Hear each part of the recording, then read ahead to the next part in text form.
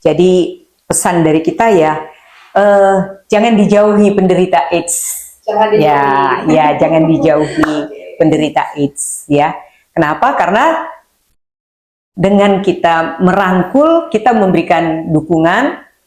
Tadi seperti kata Pak Eko, ya, bagaimana dia sangat terpukul pada saat pertama terinfeksi.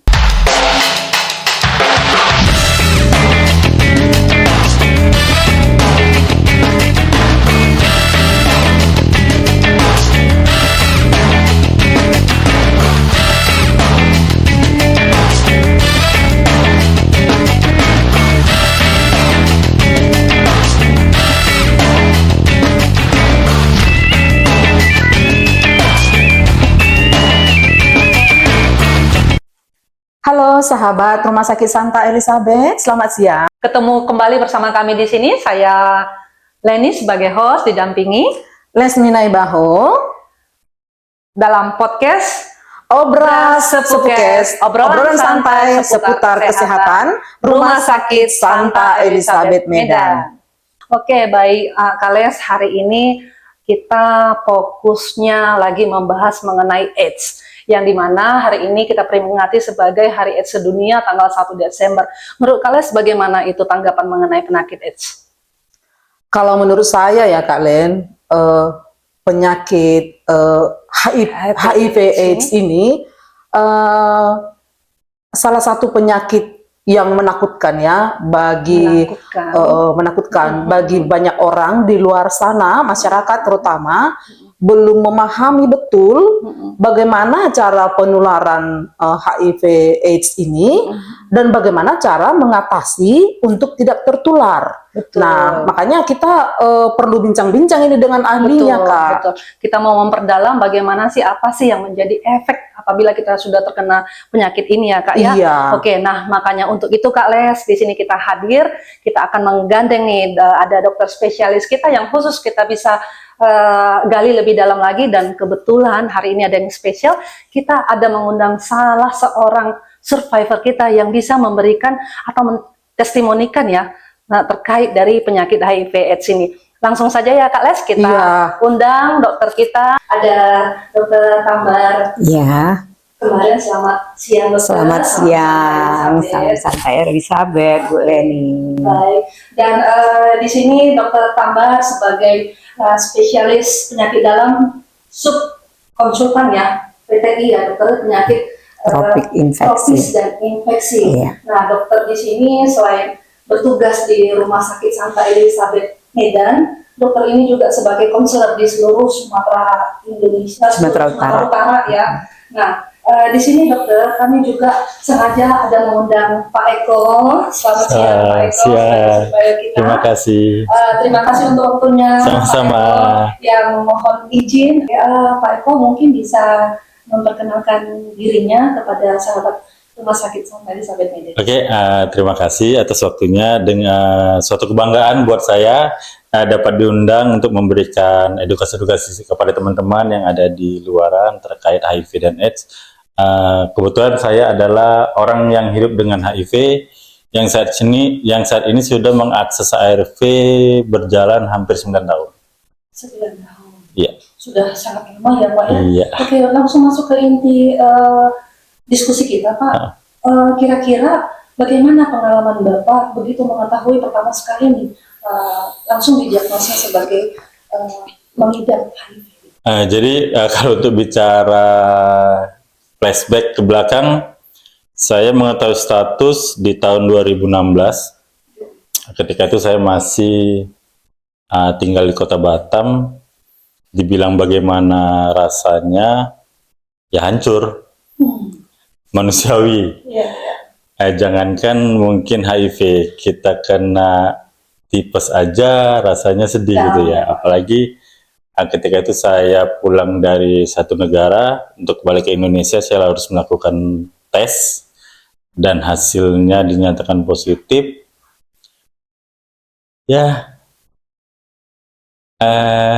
berarti ininya dari luar ya Pak? Iya, kebetulan saya bekerja di luar setelah saya resign dari kedinasan militer.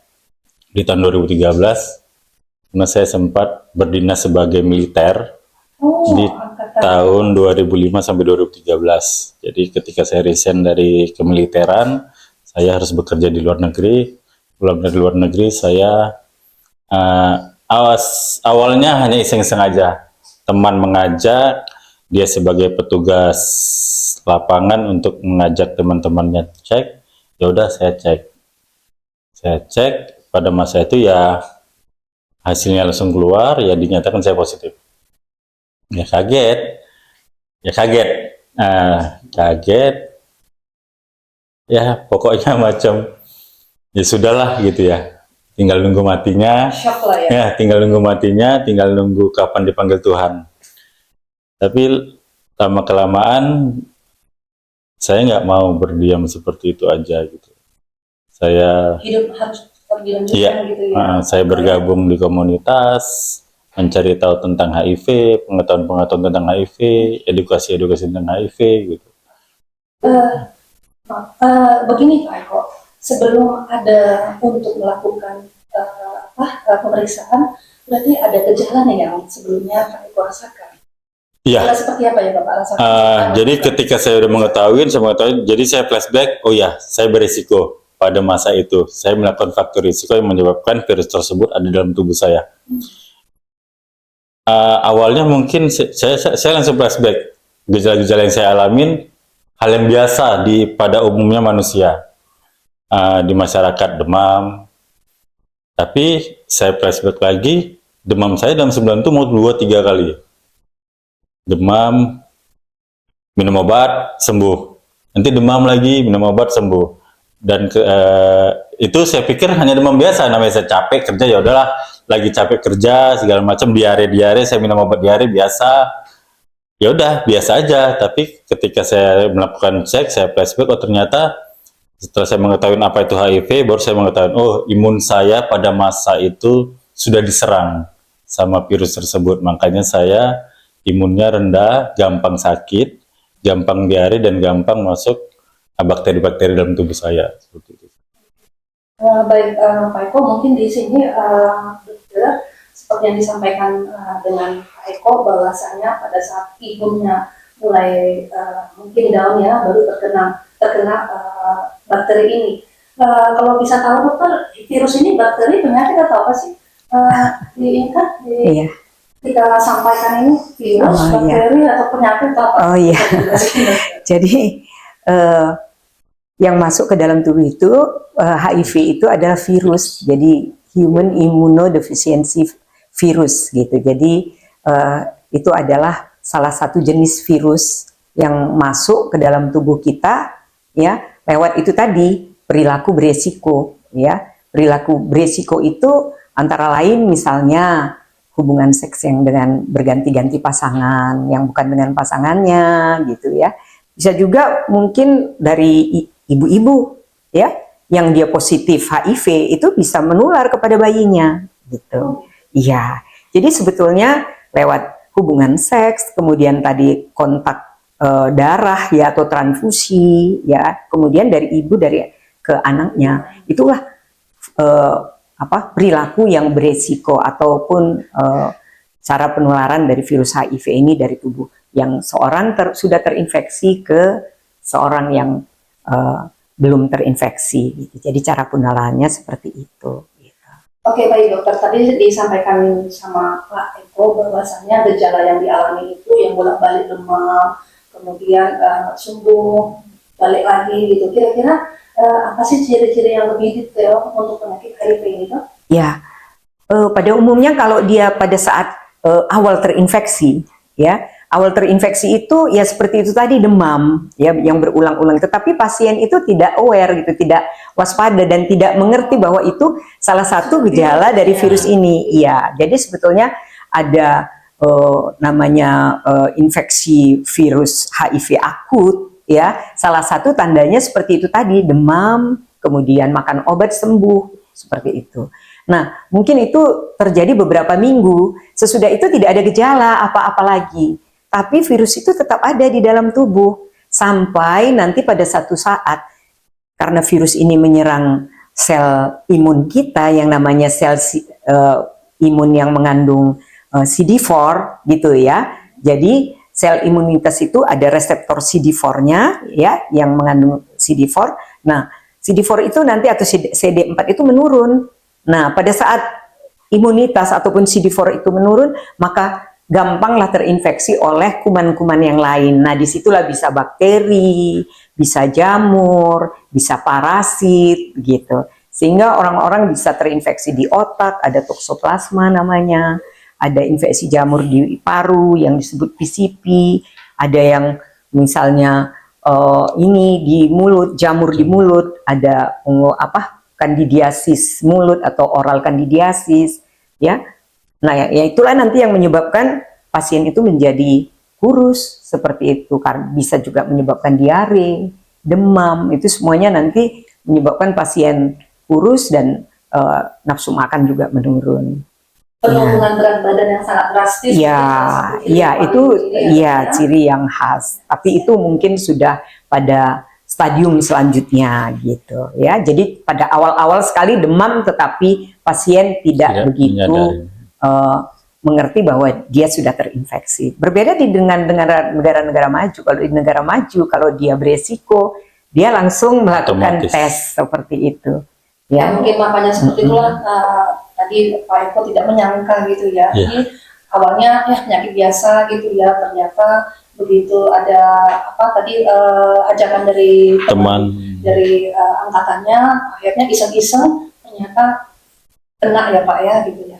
Oke, baik, saya mau lanjutkan lagi Pak. Mungkin begitu Bapak didiagnosa kemarin ya penyakit ini ada di diri Bapak. Kira-kira siapa yang awalnya Bapak kasih tahu, apakah keluarga, teman, atau gimana? Itu pasti kita butuh dukungan ya Pak ya, tidak sendiri gitu. Kebetulan saya di luar kota, tidak di Medan, jadi support yang saya dapatkan itu dari teman dan komunitas. Dan sampai detik ini mungkin orang tua bukan nggak tahu. Saya pikir mereka udah paham karena saya meletakkan obat saya itu dengan sengaja, dengan sembarangan. Di ruang tamu gitu misalnya. Ruang tamu, kamar segala macam. Akan tetapi mungkin saya butuh respon dari mereka gitu. Maksudnya bukan saya nggak mau beritahu, saya sudah pernah mengecewakan orang tua dengan saya harus resign dari pekerjaan yang mereka banggakan. Ketika saya harus membuka status saya secara langsung kepada mereka, saya merasa ini dosa yang berkali-kali saya buat kepada orang tua untuk mengecewakan mereka lagi. Jadi makanya sampai detik ini saya mencoba berdiri di kaki saya sendiri, mencoba untuk membuat orang tua saya menganggap saya sehat. Iya, orang tua belum tahu sampai saat ini. Belum tahu. Jadi saya rasa udah tahu, sudah paham dengan pekerjaan saya sehari-hari, dengan pekerjaan saya yang sekarang apa, dikit-dikit tahu pekerjaan saya mendampingi orang dengan HIV, terus saya tiap hari bawa obat ke rumah, saya minum depan mereka. Tapi orang tua kan belum tentu tahu Pak itu obat jenis apa gitu. Intinya kalimat dari orang tua saya yang saya berpikir mereka akan tahu cuma beranggapan berubah, jaga kesehatan, mau sampai kapan. 3 poin itu yang setiap saya mereka berubah, udah tua, jaga kesehatanmu, mau sampai kapan kayak gini terus. Kalau untuk disuruh menikah gimana Pak? Udah Jadi udah pernah menikah sebelumnya ya. Udah pernah menikah, harus kegagalan. Jadi kalau di luar dari itu saya lepas dari itu, kalau untuk menikah saya memang tegas ke orang tua. Hidup tidak harus menikah. Intinya saya saat ini pengen mengabdi dan membahagiakan orang tua dulu gitu ya. Kalau udah menikah bercabang dong ya, apalagi saya anak laki gitu, otomatis tanggung jawab orang tua ke saya. Jadi ya sudahlah, ya sudah. Jatuh lagi poin pertama yang dibilang tadi, intinya kau berubah.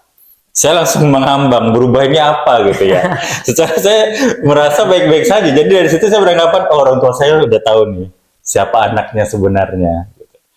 orientasinya apa yang ada di dalam diri saya udah tahu, dengan kalimat berubah, jaga kesehatan sampai kapan, kan gitu. Jadi sudah, saya saat ini saya berpikiran ke depannya menjalanin hidup berguna buat teman-teman komunitas saya.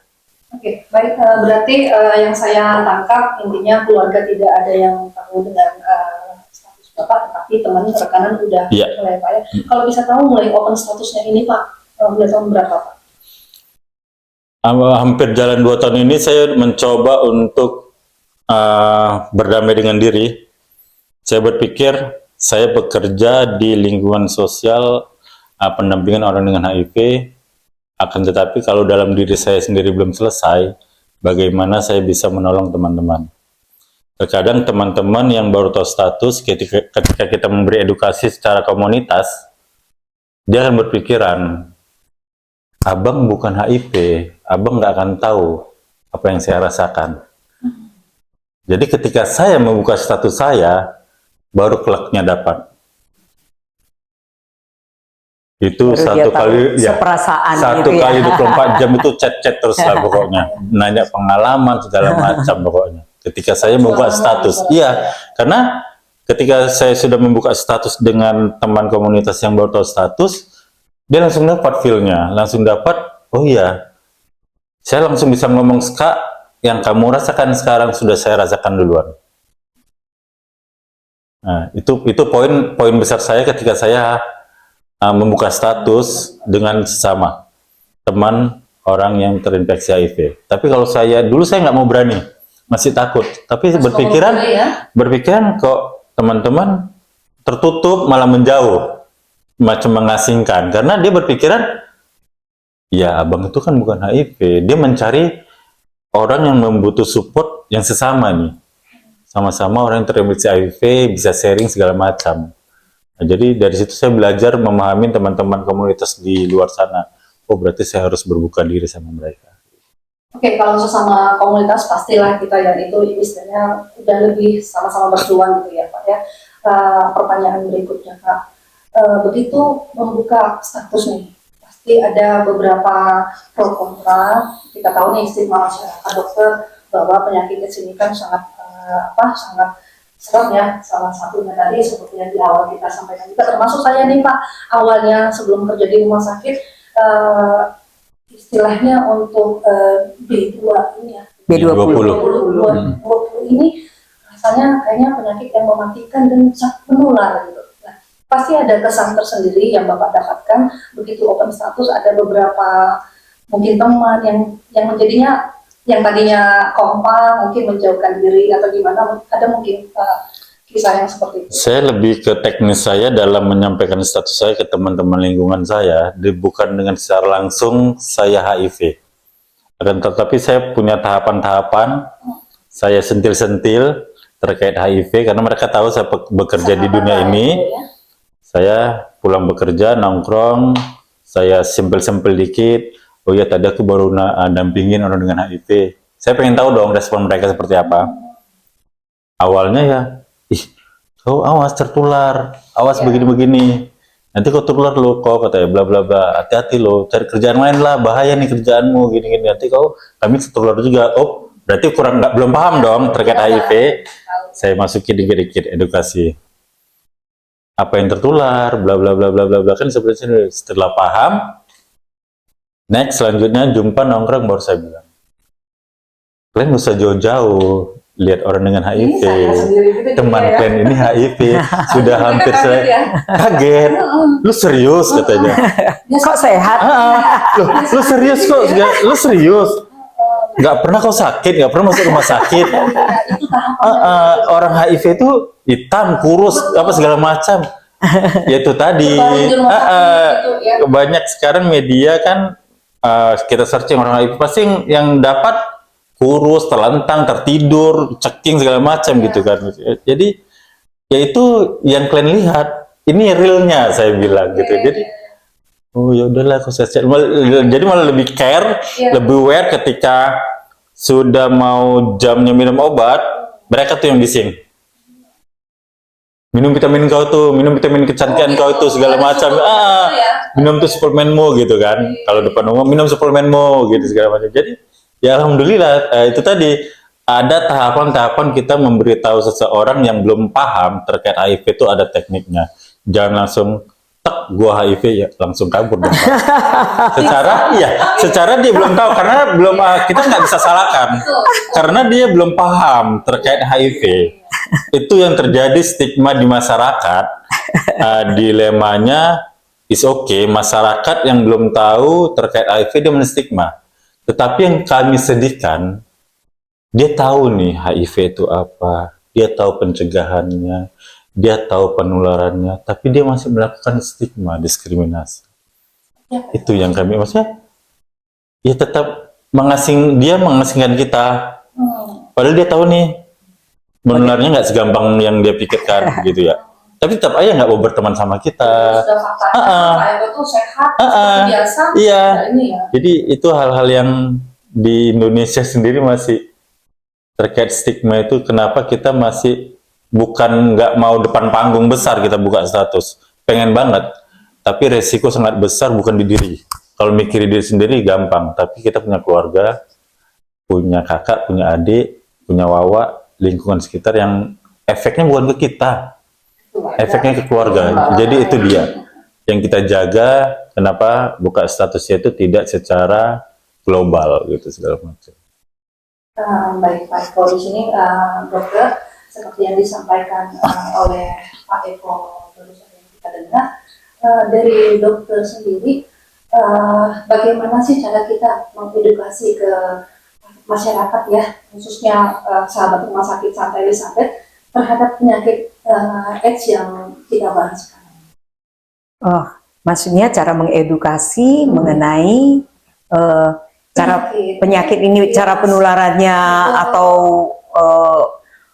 mungkin begini dokter, gimana? Agar masyarakat lebih sadar bahwa penyakit AIDS itu tidak terlalu menakutkan. Gitu. Oh ya, nah mungkin ya ini perkembangan dari obat-obatan juga ya, iya obat-obatan juga untuk pengobatan virus HIV ini ya. Kalau dulu pada awal-awal ya kita menangani pasien HIV ini tahun 2000-an gitu ya, 2004 barangkali ya, Kemenkes yang membuka layanan di 25 rumah sakit pada waktu itu ya. Kalau di situ mungkin obat-obatannya juga masih sederhana seperti itu, yang mempunyai, artinya sederhana itu punya efek samping banyak pada waktu itu ya. Makan obat itu bisa bikin ada namanya bisa di sininya bengkak gitu. Pengecilan. Iya, pengecilan otot gitu. Iya. Obat itu sih bagus gitu. Maksudnya efek untuk mencegah replikasi. Sebetulnya kan obat itu belum bisa mematikan virus itu, tetapi mencegah replikasi ataupun perkembangan virus. Jadi virusnya tidak berkembang di dalam tubuh selama makan obat. Makanya obatnya harus dimakan seumur hidup. Nah, pada waktu dulu itu obat itu mempunyai efek samping yang banyak gitu. Nah, dalam perkembangannya obat-obat itu sudah semakin baik ya, karena ada penelitian-penelitian gitu, dan pemerintahan kita juga sudah menyediakan obat-obat ini secara gratis. Itu bisa kita didapatkan secara gratis ya, baik puskesmas, rumah sakit seperti itu. Malah kita tidak bisa membeli kalau di Indonesia ya, itu tidak bisa kita beli di luar ya. Jadi karena perkembangan itu, maka kondisi pasien-pasien itu pun sudah semakin baik. Kalau dulu makan obat itu minimal 3 macam atau 4 macam obat, sekarang sudah dijadikan 1 tablet misalnya ya. Jadi itu sudah sangat menyenangkan pasien karena dia dengan memang kombinasi pada saat ini minimal 3 macam obat untuk obat virus HIV ini yang dikonsumsi setiap hari. Tapi sekarang udah dijadikan 1 tablet. Jadi pasien hanya memakan 1 tablet aja. Kalau dia mengadakan perjalanan misalnya ya, cukup dibawanya 1 botol, dia pergi kemana nanti jam yang sama dia harus makan gitu. Jadi kalau kita perhatikan, karena saya juga dulu dari awal di rumah sakit Adam Malik ya, jadi udah mungkin kita di sana udah lebih 5.000-an pasien kita yang ini. Barangkali kalau sekarang udah dari awal itu sudah ada mungkin 7.000-an pasien yang kita rawat di sana gitu. Nah, kalau dulu mungkin seperti tadi kata Pak Eko tadi, ya kalau sudah terinfeksi apalagi stadium 4, mungkin harapan hidupnya sudah tidak ada begitu. Kalau sekarang sekalipun sudah stadium 4 ya, itu kesempatan untuk hidup itu besar. Seperti itu, tidak seperti dulu. Stadium 4 itu mungkin bisa Seperti kasper ya. ada stadium 1. Oh, jadi ya. Jadi dia ada stadium 1, stadium 2, stadium 3, stadium 4 ya. Kalau stadium 1 itu biasanya belum ada gejala ya. Tidak ada gejala dia. Tadi demam, kemudian Diare. mungkin sekitar 4 minggu yang demam bolak-balik atau 6 minggu, habis itu tidak ada keluhan lagi. Sehat. Tidak ada keluhan, dia bisa melakukan aktivitas. Nah, nanti muncul mulai mungkin infeksi saluran nafas, sinusitis, ya. Kemudian di kulitnya mulai timbul ruam-ruam, seperti itu. Digigit nyamuk, langsung jadi ruam dia hitam gitu, berair. Tapi nanti sembuh sendiri, sehingga kulit ini menjadi hitam-hitam seperti itu. Nah, itu stadium 2. Ya. Kalau tidak diobatin juga, masuklah dia berlanjut ke stadium 3. Stadium 3 itu sudah lebih berat. Mungkin infeksi tuberkulosis, ya, mungkin udah diare kronis namanya, lebih dari 4 minggu mencret-mencret Berarti kalau udah terus. stadium 3 demam. wajib dirawat ya, Dok? Ya, biasanya kalau udah stadium 3 udah dirawat. Bisa gila, ya? Sedangkan stadium 2 itu bisa berobat jalan karena dia masih bisa melakukan aktivitas, ya kan? Nah, kalau sudah stadium 4 itu barangkali udah infeksi di otak, barangkali udah tidak sadar, pasien kejang. Kalaupun infeksi paru-paru ada namanya infeksi PCP, ya, itu karena jamur juga, ya, yang bisa berat, pasiennya bisa biru seperti itu, ya, gagal nafas. Nah, itu ya sudah harus masuk ICU dan biasanya digunakan ventilator untuk menangani pasien tersebut untuk bisa menanganinya gitu. Oke, baik dokter. Ini tadi kan ada dokter jelaskan untuk stadium tahapnya nih. Jadi kan kita dari sini nih, ada yang saya dengar, apakah HIV itu sudah otomatis dia menjadi AIDS gitu? Itu gimana? Oh ya, jadi sebetulnya karena tadi ada stadium 1, 2, 3, 4. Yang disebut AIDS itu adalah stadium 4. Okay. Nah, jadi yang Berarti sudah berat HIV itu, belum tentu AIDS, iya, belum tentu AIDS. Jadi infeksi HIV stadium 1 itu belum AIDS. Masih tadi bisa tidak nampak gejalanya. Ya, kalau kita tes baru kita tahu, oh rupanya dia menderita HIV. Kalau nggak dites, dari mana tahu gitu ya. Nah, stadium 2 tadi sudah mulai kulit-kulitnya ada. Wow. Ya, iya. Itu pun belum AIDS. Stadium 3 juga belum AIDS. Jadi stadium 4 yang disebut sudah termasuk AIDS. Iya. Jadi Kak Les nih, ini info baru nih buat kita. Saya sendiri sebelum kita tadi acara ini ya, AIDS itu dengan HIV itu sama gitu loh. Yeah. Saya yakin juga teman-teman kita di luar sana kalau sudah ngomongin HIV itu sudah AIDS, ternyata tidak. Iya, iya. HIV itu ada tahapnya. Iya, AIDS itu ada. berbeda. Iya, ada stadiumnya. Berarti dokter kalau masih dia HIV belum AIDS nih, apakah ini tetap HIV-nya selama hidup juga, Dok? Oh iya, nah itu pertanyaannya sungguh bagus. Apakah nanti bisa sembuh itu maksudnya ya? Jadi kalau sampai saat ini belum bisa disembuhkan, ya, infeksi HIV ini belum bisa disembuhkan karena tadi seperti saya sebutkan, obat itu hanya mencegah replikasi, iya, di dalam sel, ya kan?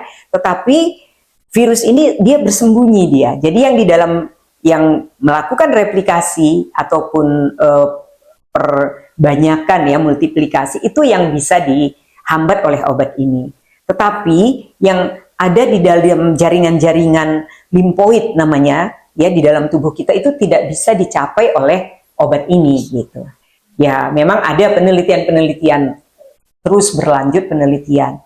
Mudah-mudahan nanti ke depan ada didapatkan obat untuk membunuh virus itu sampai tuntas. Jadi kalau memang itu bisa dilakukan ataupun ditemukan obatnya, tentu bisa sembuh. Seperti hepatitis C kan, sekarang kan sudah bisa disembuhkan. Ya, jadi Berarti hepatitis. dok, kalau untuk konsumsi obat ini, dokter kan sampaikan seumur hidup nih dok. Iya. Apakah memang untuk konsumsi obat ini harus di jam yang sama setiap harinya? Ya, sebaiknya seperti itu Oh, harus supaya sama. ya. Nah, sekarang kita tanya nih ke Pak Eko sebagai yang mengkonsumsi. Ini jawabannya harus jujur, Pak Eko. Apakah memang rutin setiap hari atau bolong-bolong atau gimana nih, Dok? Itu wajib, Pak Eko. itu hal yang wajib. Tapi kalau macam ya 5 menit, 1 menit itu ya manusiawi ya. Terkadang kita ada ke kamar mandi, makanya kita kadang dokter di layanan kesehatan memberitahu kita itu hidupkan alarm. Oke. Ketika alarmmu hidup, itu berarti saatnya kamu minum obat. Jadi memang kenapa dibilang seperti itu ya, saya rasakan sendiri. Maksud dan tujuannya kenapa jangan bolong-bolong, jangan telat waktu, itu untuk menjaga dan hasil dari efek dari ARV tersebut. Alhamdulillah saya sudah hampir 9 tahun, virus saya sudah tidak terdeteksi. Sudah undetect dan itu sudah tidak bisa menularkan lagi. Berarti apakah itu virusnya mati atau gimana itu maksudnya, Dok? Tidak bisa. Karena tadi kan virus itu tidak bisa berkembang. Karena tidak bisa berkembang, maka di dalam darah tidak terdeteksi lagi gitu. Oh gitu. Iya, karena Karena dia tidak konsumsi obat bisa ini iya lah, karena ya. konsumsi obat ini. Ya. Oh, oke. Baik Pak Eko, berarti ini udah jawaban yang jujur, berarti tidak pernah sama sekali ini ya. Nah, dokter, apabila di luar dari kegiatan Pak Eko yang memang rutin, kalau ada pasien yang mungkin bolong untuk mengkonsumsi obat, itu efeknya seperti apa? Oh, sangat berbahaya ya. Nanti jadi virusnya itu tidak bisa lagi yang tadi kan untuk mencegah replikasinya ya atau pertumbuhan virus itu di dalam sel ya. Jadi kalau tidak dikonsumsi maka virus itu akan muncul lagi di dalam darah gitu. Akan bertambah di dalam darah gitu. Tadinya misalnya sudah tidak terdeteksi lagi di dalam darah sewaktu diperiksa ya, itu akan muncul lagi, mungkin jumlahnya udah semakin banyak ya. Makanya dokter itu kita kan dari rumah sakit, kita memang ada petugas kita yang memang mengingatkan untuk pengambilan obat, dan dari sharing dengan tim kita memang ada beberapa pasien kita yang agak nakal, dokter. Sudah diingatkan. Bandel ya Kak, bukan nakal, bandel ya. Bandel. Sudah diingatkan, bandel. Terkadang HP-nya nonaktif, gitu. Itu gimana ini ceritanya? Mungkin kalau ada teman yang seperti bukan hanya di Rumah Sakit Elizabeth, apalagi ada Malik ya dok dulu ya, dengan pasien yang ribuan, harus kita di layanan kesehatan punya waktu juga ya, punya batasan-batasan untuk mengingatkan si pasien. Nah, itulah kerja kita di komunitas. Jadi kami komunitas itu sambungan dari pasien ke pihak layanan. Ketika nggak mungkin si pasien segan nih WA dokter di luar jam bekerja segala macam, jadi dia mau WA kita, Bang ada keluhan, ya udah nanti kami confirm ke dokter. Kalau kau nggak bisa kalau apa langsung ke dokter. Jadi banyak, bukan hanya di Elizabeth aja Kak, pasien seperti itu hampir rata-rata di Indonesia mungkin Kak. Iya. Jadi hal-hal yang itu Kak, orang-orang yang seperti itu ketika dia belum mengalami efeknya, dia nggak akan jerah, dia pasti tetap melakukan. Tapi kalau dia sudah mengalami efek dari dia putus-putus obat, bolong-bolong, ternyata dia imunnya masih, dia sakit-sakitan, ngeluh dia ke dokter, pasti dokter akan menanyakan bagaimana sistem kepatuhan ARV-nya kan gitu kan. Itu tadi bahkan sampai ada yang diputusnya obat beralih ke herbal. Nah, itu banyak banget gitu. Ya, kalau berakhir ke herbal ya otomatis tidak ada efek untuk mensupresi virus tadi, pasti virusnya makin bertumbuh. Tinggal ya, nunggu waktunya aja Kak. Ya. Nah, tinggal waktunya, kalau enggak tinggal nunggu masuk rawat inap biasanya. Ya. Baru kita bisa ngoceh-ngoceh sama si pasien dampingin tersebut. memang ini karena beberapa puskesmas ya yang memang kita setiap rutin memang ada pengajaran CPR dan penyampaian dari tim di sana. Aduh, ini apa pasien kita lari-lari bukan katanya. Kita sendiri lucu ya dengan yang lari-lari gimana maksudnya? Ya bukan bandel ya. Ya, bandel. Yang Bandel. matiin handphone lah, yang gimana giliran nanti sudah mulai gejala barulah baru sama kita gitu. Jadi ini dokter untuk hal-hal yang seperti ini mungkin beberapa yang mendengar podcast kita ini salah satu diantaranya mereka ini yang nakal ini. Ya. Coba diinginkan dokter jangan sampai istilahnya efeknya nanti ya bisa di Ya, itu tadi ya. Mungkin memang satu saat mereka bosan ya makan obat ya, karena setiap hari makan obat, apalagi yang sudah bertahun-tahun. Makanya perlu mereka membuat grup komunitas supaya saling menguatkan seperti itu ya, saling menguatkan. Supaya yang lain mungkin punya pengalaman kalau dia tidak patuh makan obat maka muncul lagi gejala, harus rawat inap lagi. Mungkin itu bisa dia sampaikan ke teman-temannya yang pengalamannya itu ya. Itu saya rasa yang paling baik. Selain mungkin seperti kita di rumah sakit kita memang kalau pasien-pasien itu ada nomor kontaknya, biasanya di WA itu sama petugas kita, ada Ibu Agustina, ya langsung di WA. Tapi memang satu-satu ya itu tadi, ya. Harus. Jadi sebaiknya memang bukan hanya nomor WA pasien yang kita catat, tapi keluarganya juga, ya keluarganya juga. Jadi harus ada misalnya orang tua, kakak tadi ya yang mengetahui status HIV-nya. Jadi, jadi kita minta 2 nomor biasanya, nomor dia dan nomor keluarga. Supaya kalau dia mungkin apalagi dia pisah rumah barangkali kan, jadi bisa keluarga juga membantu untuk mengedukasi atau mengingatkan supaya pasien itu bisa patuh makan obat. Kan kasihan, dia sudah mengalami kondisi yang baik, normal ya, bisa hidup normal, kembali lagi dia seperti yang pernah dia alami mungkin ya, masuk dirawat di rumah sakit. Nah, Dok, tadi kan seperti Pak Eko bilang, di saat virus itu tidak bisa menularkan lagi. Berarti untuk berkeluarga sendiri sudah memang tidak bisa menularkan ke istri ataupun ke anaknya, kira-kira begitu kan, Dok? Ya, iya. Jadi kalau misalnya ada seorang penderita HIV positif, dia menikah dengan istrinya, dia laki-laki menikah dengan istrinya gitu ya. Jadi kan sebetulnya dianjurkan untuk menggunakan pengaman setiap berhubungan. Tetapi kalau ingin hamil, baru pengaman itu dilepas. Ya, kalau bisa saat masa subur. Walaupun tadi memang beberapa penelitian yang menyatakan bahwa kalau sudah viral load ataupun virusnya tidak terdeteksi, itu resiko penularan sangat kecil seperti itu ya. Jadi ya, tapi sampai saat ini masih dianjurkan supaya menggunakan pengaman kecuali pada saat ingin mempunyai anak ya. Jadi bukan dari bapaknya yang menular ke anaknya ya, si suami menularkan ke istri, istri yang menularkan ke anak ya. Jadi seperti itu sebetulnya. Jadi bukan sperma atau ininya yang membuat infeksi ke bayinya gitu, tidak. Jadi kalau suami berhubungan dengan istrinya, istrinya juga terinfeksi, nanti istrinya hamil, ya. Kalau dia tidak memakan ARV, ya, kalau ibu yang tetap menularkan. Tapi kalau dia memakan ARV, ibu hamil ini anaknya tidak akan tertular. Apalagi pada saat dia nanti hamil, virusnya sudah tak terdeteksi, itu tidak akan menularkan. Berarti selama kehamilan seorang ibu itu bisa mengkonsumsi obat? Oh, bisa. Ya. Sangat aman ya, Dok? Ya, sangat aman. Ya. Seperti yang disampaikan dokter tadi, dengan ilmu kedokteran yang semakin berkembang, semakin diantisipasi ya. Iya. Jadi aman untuk ibu hamil ya.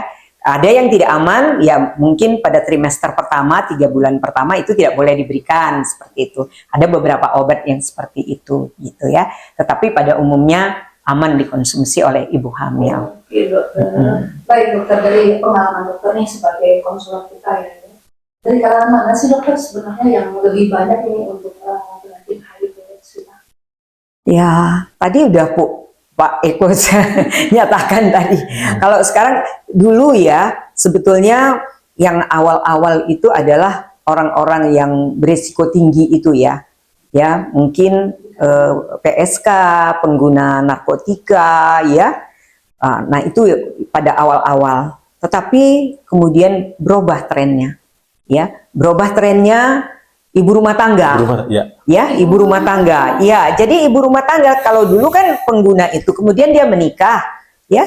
Menikah dari suaminya, kebanyakan dari suaminya. Tadi kan mungkin PSK atau LSL atau misalnya ya itu tadi pengguna narkotika. Kan ini menikah nanti kalau dia laki-laki punya istri.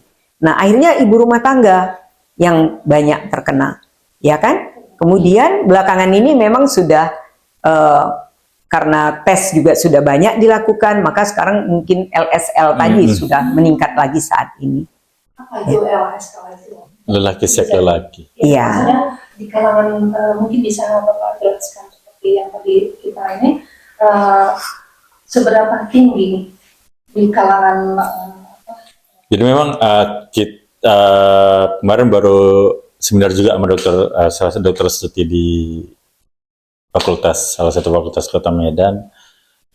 Memang betul kata dokter sekarang, yang sekarang ini 2003 penelitian itu banyak ibu rumah tangga.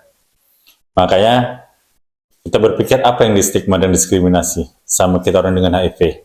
Ya, sebagian besar kita memang menyadarin kita berperilaku buruk pada masa itu. Tapi bagaimana dengan ibu rumah tangga yang tidak tahu apa-apa, yang memang dia melayani suaminya dengan baik di rumah, jaga anak, beres rumah, melayani apapun lahir dan batin. Dan bagaimana dengan anak-anak yang terinfeksi HIV, yang dia mungkin kalau dia bisa bilang, dia nggak mau dilahirkan terinfeksi HIV. Gitu. Jadi, apa yang distigma gitu ya? Maksudnya, stigma diskriminasi apa yang kalian berikan? Oke ya, buat kami para maaf cakap pendosa, ya, kami terima. Kami akuin dosa kami. Tapi yang untuk ibu-ibu, anak-anak ini yang bagaimana nih mereka ke depannya gitu ya. Kalau ini tidak kita lakukan, kita kikis dari sekarang.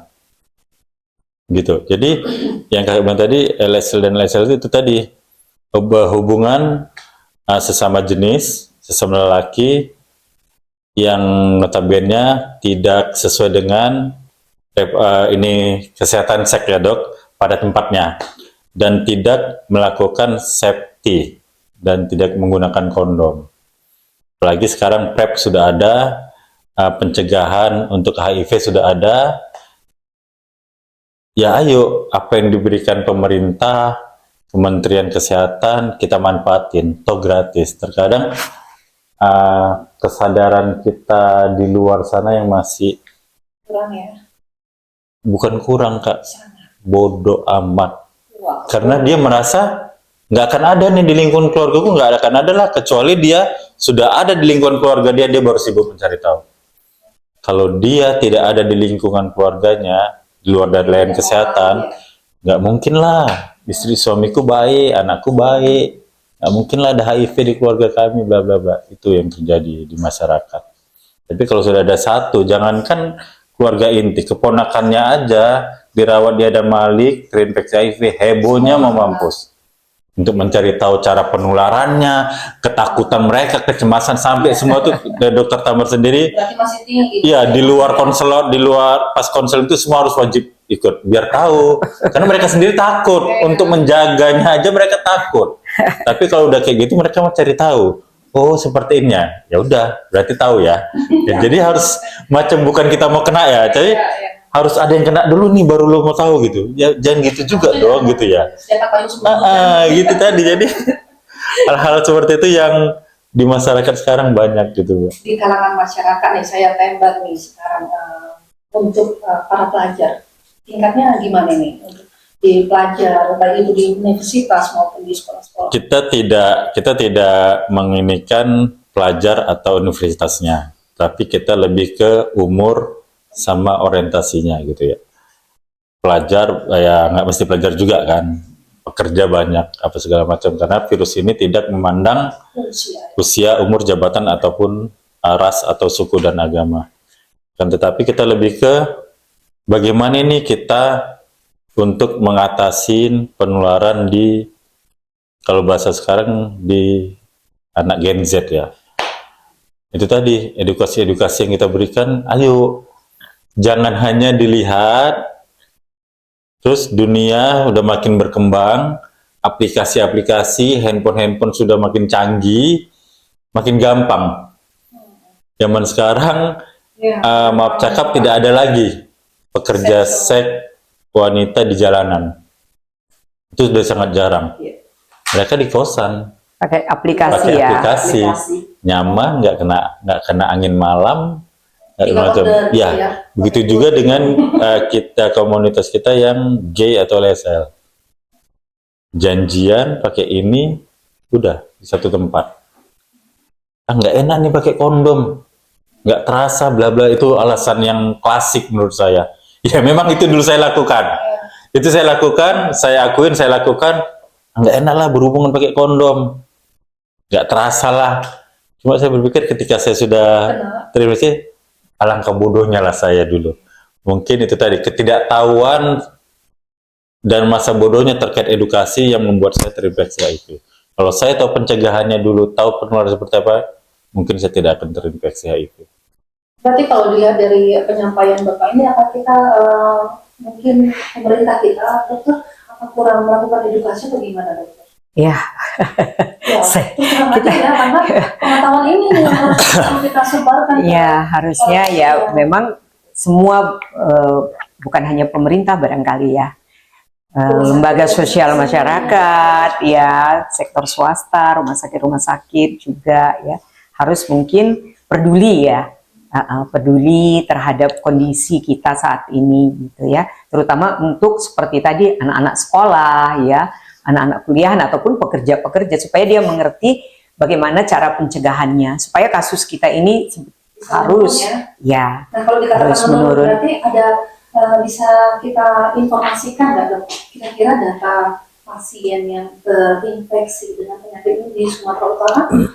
Oh, kalau Sumatera Utara saya iya, maksudnya saya kurang tahu berapa ribu ya, karena saya lihat ribuan. Karena di Adamalik saja yang saya tahu itu sudah di atas 6.000 atau sekitar 7.000 ya, yang aktif aja sekarang sekitar 1.700 saat ini pasien yang aktif mengambil obat seperti itu. Tapi yang sudah pernah berobat ke sana atau terdata itu sudah lebih 7.000. Makanya saya rasa di seluruh Sumatera Utara sudah di atas itu pasti ya. Yang jelas di rumah sakit Elizabeth ya kita sudah berapa, Agustina, sekitar 354. Iya, di rumah sakit ini. Bukan, itu yang sudah pernah dirawat di sini gitu, yang terdeteksi di sini. Ya, tapi per tahun itu sekitar 30 kita ya per tahun, sekitar per tahun itu 30 yang dideteksi di rumah sakit ini, di luar daripada yang mungkin kiriman dari rumah sakit lain, mungkin udah dites di rumah sakit lain baru dikirim rujukan ke sini gitu. Tetapi yang dites di sini saja sekitar 30 orang per tahun, per tahunnya ya, sekitar 30-an. Kalau dilihat berarti dari tingkatnya itu memang berarti penularannya masih ini ya Pak ya, cuman karena itu tadi berhubungan seks tidak menggunakan safety, akhirnya mereka sepele langsung ini ya Pak ya, dokter gitu. Jadi ini benar-benar kita sampaikan secara langsung dengan sahabat-sahabat rumah sakit Sahabat Elizabeth agar benar-benar mengantisipasi. Kita bukan menyarankan gitu ya, tapi coba dilihat, mereview kembali apa sih yang menjadi ketakutan kita dalam mengantisipasi jangan sampai terkena AIDS gitu.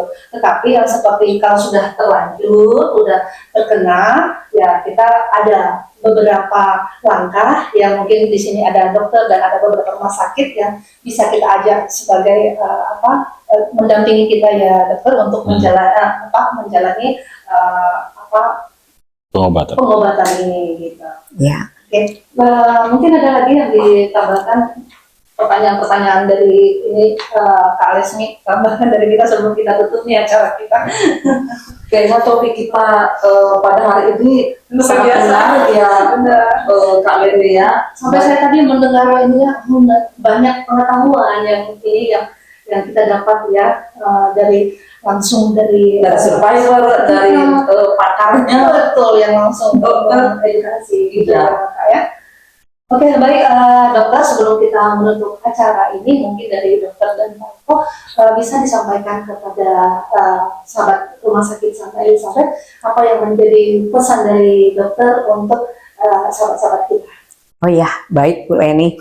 Jadi pesan dari kita ya, jangan dijauhi penderita AIDS. Jangan Ya, jangan dijauhi penderita AIDS ya. Kenapa? Karena dengan kita merangkul, kita memberikan dukungan. Tadi seperti kata Pak Eko, ya, bagaimana dia sangat terpukul pada saat pertama terinfeksi. Ya, ini ada pasien saya beberapa waktu kemarin ya di salah satu rumah sakit yang baru terinfeksi karena dia mau melakukan tindakan operasi, dilakukan tes.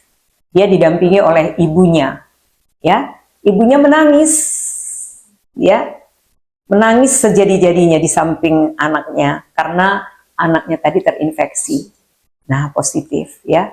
Sebetulnya itu screening, masih muda, masih kuliah, masih semester 1 atau 2 seperti itu. Nah, kalau kita tidak mendukung ya mereka, bagaimana nanti mereka bisa melewati masa-masa sulit itu gitu ya. Jadi jangan dijauhi, didukung ya kan. Dari kita petugas kesehatan, kita berikanlah apa yang bisa kita dapat berikan kepada mereka. Bahwa mereka bisa hidup normal, bisa berumah tangga, bisa seperti kita. iya sama dengan orang yang tidak terinfeksi, apalagi pada saat ini gitu ya. Tapi pesan juga pada orang-orang yang mempunyai faktor resiko, jangan segan-segan datang ke layanan kesehatan ya. Untuk periksakan iya. diri dulu. Iya, memeriksakan diri. Ya ini kalau kita lihat orang-orang di luar ya yang beresiko dia, karena pernah itu orang-orang yang melakukan faktor resiko, dia baru melakukannya saja dia sudah datang langsung ke petugas kesehatan untuk, dulu kita belum ada PrEP.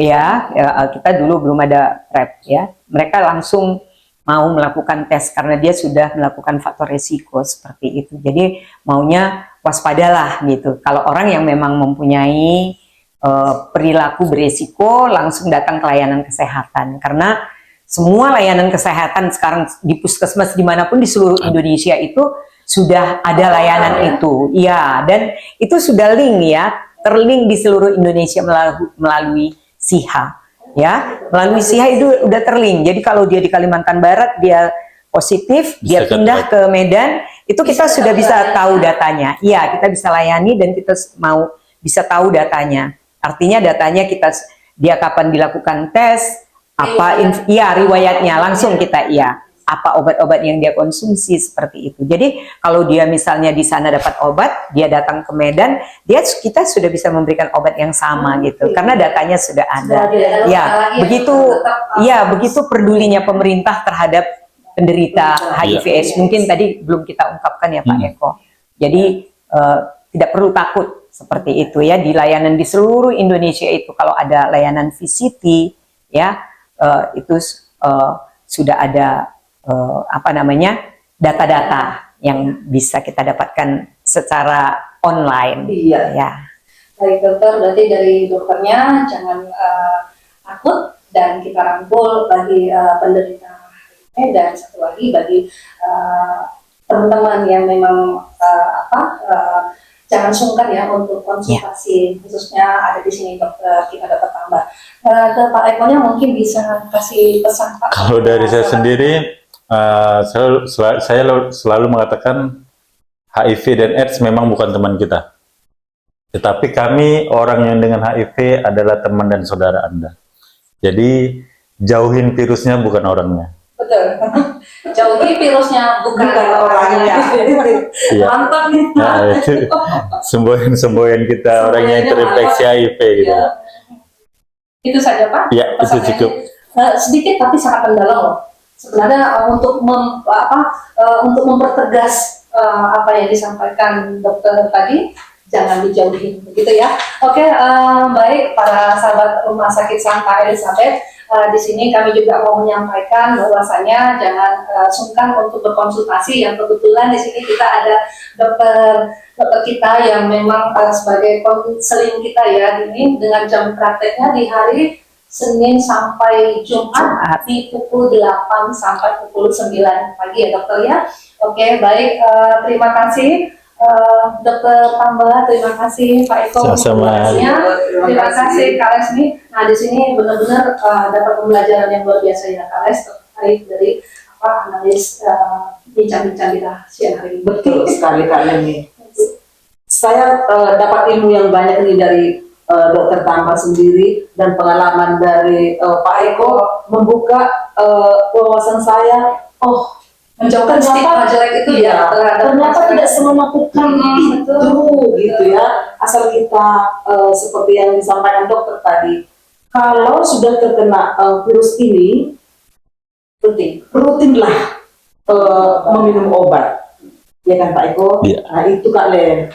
Jadi kalau ada juga yang kita jumpai orang yang memang sudah positif penderita HIV/AIDS, kita jangan langsung menjaga jarak, Alen. Baik, aman. Hasil semoga setelah menonton podcast ini stigma masyarakat itu berubah ya, Kak Les ya. Kita harapkan seperti itu. Buktinya nih sehat, ganteng, luar biasa gitu ya. Oke semuanya. Oke, baik, terima kasih. Kami tutup podcast hari ini. Semoga kedepannya kita bisa menjalani kehidupan kita yang lebih baik lagi. Mungkin kita bisa salam kepada teman-teman kita, sahabat Rumah Sakit Santa Elizabeth. Sampai jumpa. Sampai jumpa.